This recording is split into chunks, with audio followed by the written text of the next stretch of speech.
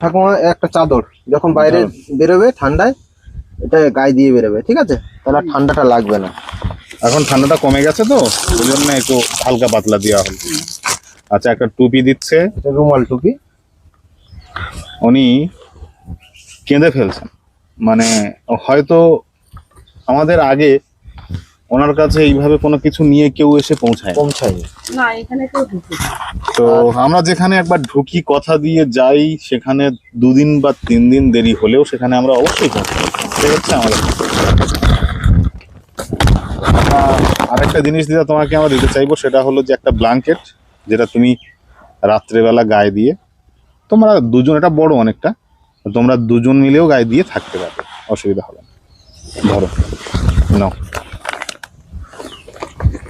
তুমি তুমি খুশি হয়েছো? তুমি প্রণাম করতে হবে না দিদা, প্রণাম করতে হবে না। তোমার ছেলের মতো যারা, তোমার মেয়ের মতো তারাই তোমাকে এসবগুলো পাঠিয়েছে, প্রণাম করতে হবে না।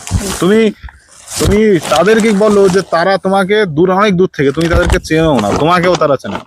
আমরাই ঠিকানা দিয়েছিলাম যে এই মানুষটা অসহায় পড়ে রয়েছে, তো ওনার জন্য কিছু যদি করা যায়, তো ওনারাই এসে নিজে থেকে এসে এই জিনিসগুলো পাঠিয়ে দিয়েছে। তুমি তোমার ইচ্ছা মতো তাদের কিছু বলে দাও, তারা যাতে তোমার কথা শুনে ভাবে যে আমার মায়ের মতো কেউ একজন আমাদেরকে আশীর্বাদ করেছে।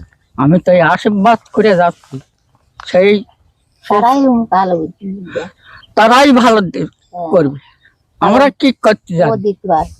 আচ্ছা, তা ঠিক আছে দিদা, আর একটু জিনিস তোমাকে আমরা দেবো, সেটা হচ্ছে খাবার একটু দিলাম, তুমি একটু খাবে সন্ধ্যাবেলা যখন খাবার দরকার হবে বা খিদে পাবে তখন একটু টুকটুক করে খাবে, এটা ঠিক আছে দিদা?